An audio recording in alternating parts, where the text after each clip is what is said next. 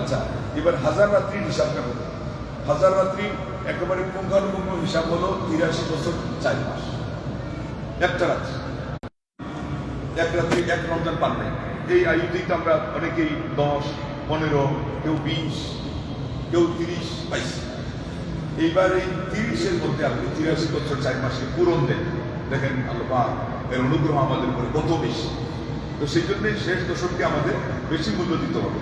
এমনকি রমজান মাস এর মধ্যে আমাদের জন্য যে মর্যাদা দেওয়া হয়েছে এবং রমজান মাসের সাথে সম্পৃক্ত করে কোরআন তিলাওয়াতের যে মর্যাদা রমজান মাস নাজিল হয়েছে বলি, তা না হলে যে কোনো সময় কোরআন পড়লে এক অক্ষরে 10টা নেই। এই যে নিয়মগুলো, এই সবগুলো হলো ব্যতিক্রম। অন্য কোনো উম্মতের মধ্যে আমল একটা করলে 10টা নেকি এটা ছিল না। ভালো আমল করলে সব একটা, পাপ করলে গুনাহ একটা। কিন্তু আমাদের এই উম্মতের জন্য আল্লাহ কি মর্যাদা দিয়েছেন যে পাপ করলে গুনাহ একটাই লেখা হবে, পাপ একটাই লেখা হবে, কিন্তু পুণ্য করলে 10টা।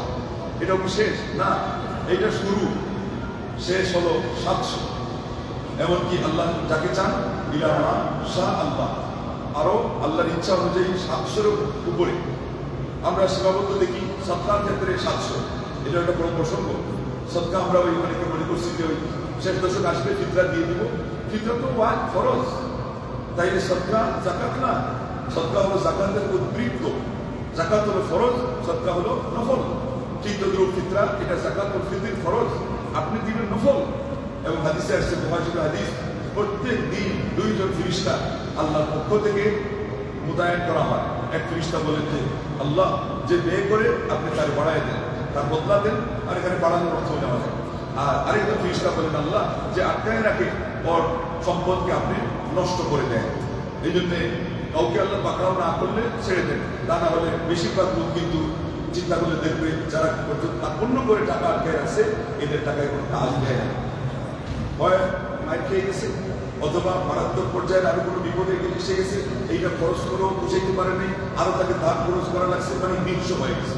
কেননা প্রত্যেক দিন ফিরিস্তা বদুয়া দিচ্ছে বিপদের জন্য। যার হাতে টাকা জমা আছে আর খরচ করে না, নেক্সট জায়গা আছে, অপরিহার্য জায়গা আছে, তাও খরচ করে না, তার ফলে মানে টাকাটা করে করে সে স্বাচ্ছন্দ্য বোধ করে। ওই গুল্লি হুমাজাতুল লুমাজা, ওই হাদিস সুনামদাল্লাহ কি বলছে, ইয়াহসাবু আন্না মালাহু আখলাদা, সে মনে করে যে তার টাকা পয়সা তাকে কি করবে, স্থায়ী করে ফেলবে। লা হাওলা ওয়ালা কুওয়াতা ইল্লা বিল্লাহ। ওই গুল্লি হুমাজাতুল লুমাজা আল্লাযী জামাআ মালান ওয়া আদ্দাদা, সম্পদ জমা করে আবার খালি গণে। আজকাল তো অ্যাকাউন্টে রাখে, তো এখন এইরকম করা নাই, কিন্তু কোনটা কোনা আছে মাঝে মধ্যে অ্যাকাউন্টের মধ্যে ঢুকে চেক করে আমার কত পুঁজি ছিল, এইবার কত বাড়লো, এই মাসে কত বাড়লো, এটাই হলো আড্ডা হিসাব করছে। আরেকটা হলো এটাও সন্ধান পাচ্ছে না, কেমন আছে তার হিসাবই কোথায় রাখছে জানা না, রেখে দিচ্ছে আপনার ইয়ে করতে করতে। আর এখন তো ক্রিপ্টো কারেন্সির যুগ, হ্যাঁ, ক্রিপ্টো কারেন্সি দিয়ে যদি টাকা পাল্টাই নেয় অথবা আরো কোনো জিনিস কিনে যদি পাল্টাই নেয়, টাকা তো নাই, কিন্তু ঘুরে ফিরে সম্পদের মুখের কারণে এটা যে করছে এটা তো আল্লাহ দেখতেছেন। তো এই জন্যে আমাদের অনেকেই এখন পর্যন্ত আল্লাহ যে এত অনুগ্রহ করলেন, সবচেয়ে শ্রেষ্ঠ নবী আমাদের নবী হিসাবে উপহার দিলেন, সবচেয়ে শ্রেষ্ঠ আসমানি কিতাব মহাগ্রন্থ কোরআন উপহার দিলেন, মাহে রমজান একটা মাস উপহার দিলেন, এই মাসের মধ্যে একটা রজনী উপহার দিলেন, যে শত শত নয়, হাজার হাজার নয়, লক্ষ কোটি পর্যন্ত আল্লাহু আকবার আপনি সানিয়ে যাবেন। আপনার যে যতটুকু আয়ু ছিল আপনার আয়ু 100 পুরা হয় না। এটা হলো আল্লাহ রাব্বুল আলামিন আমাদের এই নবী এবং বিশ্বাসের উম্মতের উপর যে বিশেষ অনুগ্রহ করেছেন তার প্রমাণ।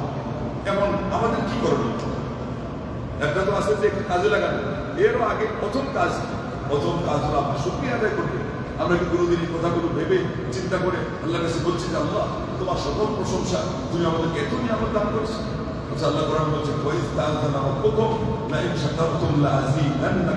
তোমাদের প্রতিপালক ফয়সালা করেছেন যদি তোমরা শুকরিয়া আদায় করো, তাই আল্লাহ বলছেন অবশ্যই আমি আল্লাহ বাড়িয়ে দিই। আর শুকরিয়া আদায় না করলে ইন্না আযাবি লাশাদীদ, আমার আযাব অনেক কঠিন।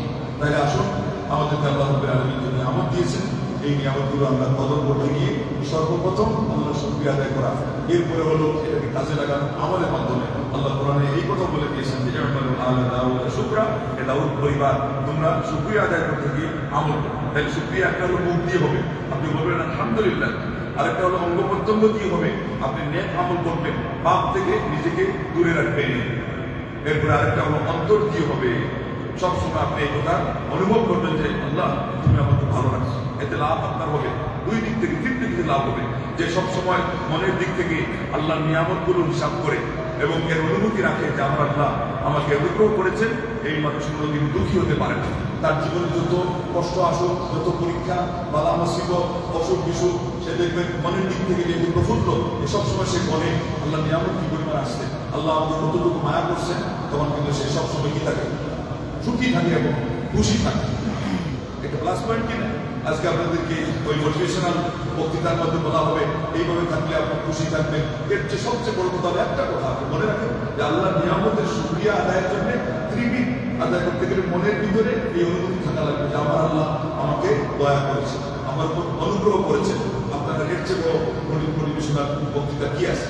এরপরে আপনি এটা আদায় করার জন্য দায়িত্ব পালন করতে গিয়ে তারা বলবে এটা করে রোজা করেন। আমি কোরআন থেকে পেয়ে গেলাম যে ন্যাক আমল করতে হবে, আর ন্যাক আমল করতে গেলে আল্লাহ জি বলেছেন যে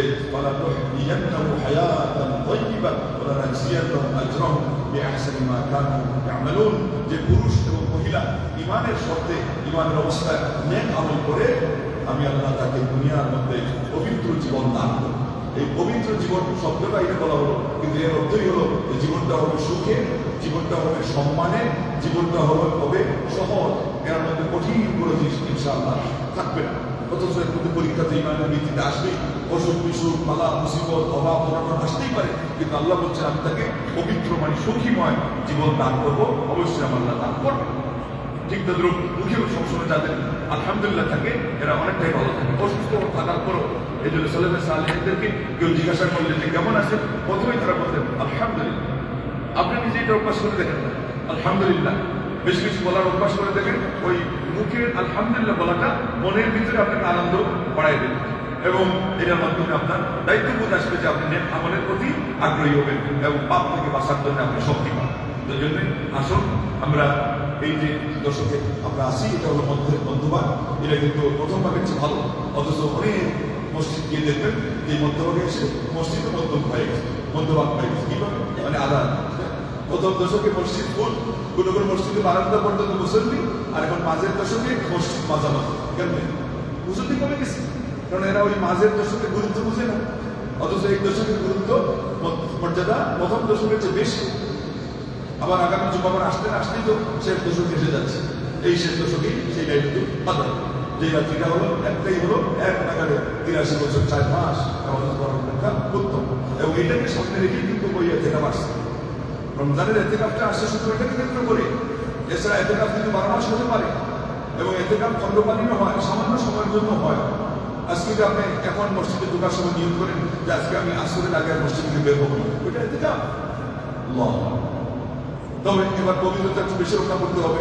অন্য সময় যদি একটু কথাও বলতেছিলেন, বেশি কথা বলতেছিলেন বা অলসতা করছেন, এখন অলসতা করতে পারবেন না। এতে কেমন একটা আলাদা আদব আছে, শিষ্টাচার বজায় রাখতে হবে। তাই হতে হবে এতেকাফ। এই জন্য এতেকাফ কোনো সুন্নত থেকে ফায়া হয় না। সুন্নত থেকে ফায়া বলতে কোনো জিনিস মূলতই নেই, কিন্তু আমাদের পরিচয় কি বানাইছে যে প্রত্যেক মহল্লার মসজিদের জন্য একজনকে হলো তারা এতেকাফের জন্য সুন্নত থেকে ফায়া নাম দিয়ে বসায়। ওনার যদি সময় শুধু কমও হয়, মহল্লার সবাই মিলে সহযোগিতা করে। এইভাবে স্বেচ্ছায় যারা বসতে চায় তার সময়টা কাজে লাগবে, আল্লাহর সাথে এখানে সময় অতিবাহিত করবে ভালো ভালো কাজে, কোরআন তেলাওয়াত, দোয়া, জিকির, নামাজ। এবং যে মসজিদ থাকবে তার তো ওই প্রথম তাকবীর বাদ যাবে না, আগে কোনো সুন্নত বাদ যাওয়ার কথা না, নফল সহ মানে পুরা সময়টা কাজে লাগবে। এটা উত্তম এই জন্য। কিন্তু এটা কোনো কেফায়া নাম দিয়ে যে কয়েকজনের পক্ষ থেকে একজন বসলে যথেষ্ট হয়ে যাবে, এইরকম কোনো জিনিস ইসলামে নাই। সেই জন্য দেখবেন যে এই দেশে অনেক মসজিদ আছে এতেকাফ হয়, কিন্তু আবার এতেকাফের প্রতি উৎসাহ দেওয়া হয়। সেই জন্য শুধু মক্কা মদিনা বলেই কথা নয়, এই যে আল্লাহ যে মসজিদেও প্রচুর পরিমাণ মানুষ এতেকাফে বসে। এমনকি সেখানে মসজিদ কমিটির পক্ষ থেকে তাদের বিছানা এবং তাদের যে মানে সুন্দরভাবে থাকা, পরিপাটি পরিচ্ছন্নভাবে খাদ্য পানীয় সহ রমজানের যে নিয়ম আছে, ইফতার সাহরি এগুলো পৌঁছে দেয়।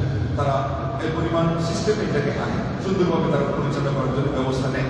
তো এর অর্থ এই না যে তারা একেবারে গুরুত্ব দেয় না, কিন্তু আমরা যেটা দিই এটা যেহেতু ইসলামে নেই, এইভাবে এটা প্রয়োজন নেই। যার মানে বসার কোনো পরিবেশ নেই, আপনি সহযোগিতা করলেন, কিন্তু তার নিজের পরিবারে এমন কিছু বিষয় আছে উনি না থাকলে এটা হবে না। এমন অবস্থায় একজনকে যে আপনি বসাইয়ে দিবেন যে কোনোভাবেই হোক, এটা তো নিয়ম ইসলামে নেই। ওটা হলো ফরজের মধ্যে ফরজে কিফায়া আছে। কিভাবে?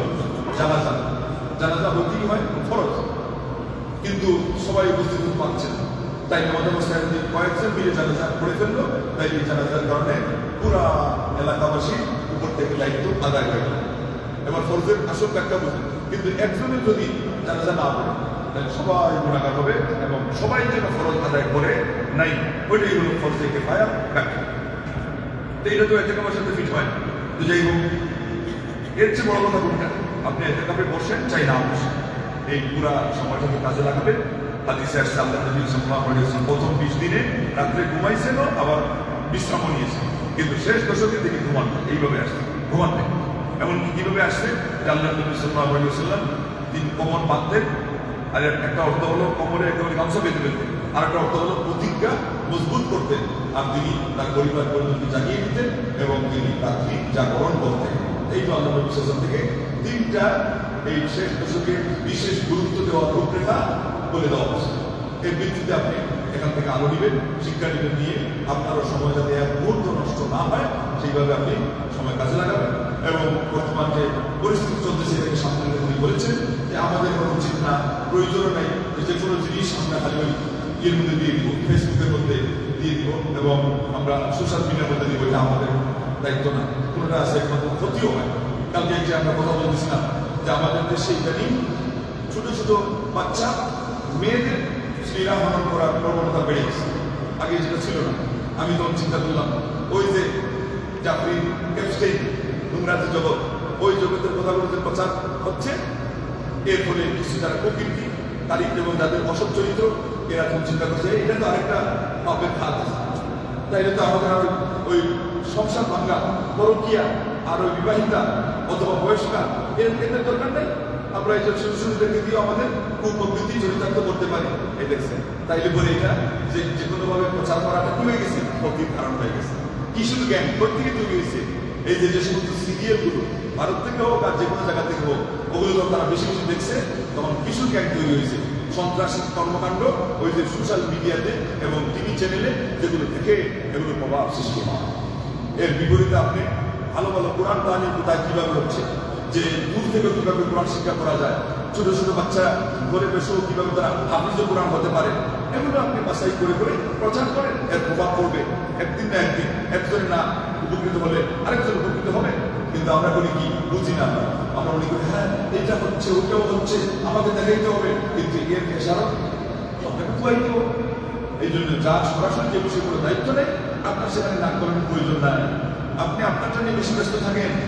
স্বাভাবিক এসে তুমি জিজ্ঞাসা করছেন মান নাজা, নাজাতের পথ কোনটি? তিনি বললেন আমসিকা আলাইকা লিসান, তোমার জিহ্বাকে তুমি শক্ত করে পাকড়ে ধরো, যেগুলো বিষয়ে কথা বলো না। এই যে আমরা তো কথা বলতেছি, আর সোশ্যাল মিডিয়ার মাধ্যমে এটা যে করতেছেন আপনি, এটা কথা বলার ভিতরে স্বামী সব কথা তো মুখ দিয়ে বলতে হয় না। আর আমসিকা আলাইকা লিসান, জিহ্বাকে তুমি শক্ত করে ধারণ করো। বলি এসা একটা বৈধ, তোমার ঘর যেন তোমাকে ধারণ করতে পারে, তার মানে অপ্রয়োজনে বাহিরে যাওয়া যাবে না। আজকাল তো মিডিয়ামে বসে থাকলে ওইটা আরো বাহিরে যাওয়ার চারে বেশি। এর অর্থ কি, বহিরাগত সম্পর্ক, আন্তর্জাতিক যোগাযোগ, সামাজিক যোগাযোগ, এগুলো আপনার কমাইতে হবে। আপনার যেটা দায়িত্ব না ওটা তাদের নাম করা না করতে হবে। এটার অর্থ হলো এরপরে তোমার পাপের উপরে তুমি কান্নাকাটি করো। আজকে আমরা অনেক সময় ভালো কিছু দোহাই দিয়ে হলো জাতি, সমাজ, সারা দুনিয়া নিয়ে চিন্তা ভাবনা, অথচ নিজের পাপের জন্য একবার অনুশোচনা করার সময় পাই। দুই ফোঁটা অস্ত্র জড়িয়ে রমজানের আজকে বেশি বাদ চলে গেল, আমরা এখন পর্যন্ত হয়তো মনে হয় না যে নিজের থেকে আমি কান্না করছি। এই জন্য আমাদের দেশের মুসলমান অপেক্ষা করে আরেকদিন হাত তুলবে, আর ওনার হম করে কান্না শুনে আমার কান্না আসবে। এটা তো আসলো না, আপনি কাঁদবেন। মহবুব হাদিসে আসছে আব্দুল্লাহ আজ থেকে রুখো, কান্না করো। যদি কান্না না করতে পারো তাহলে কান্না ভান করো। আপনাকে করতে হবে, আপনাকে করতে হবে। আল্লাহ তাআলা এই কালাম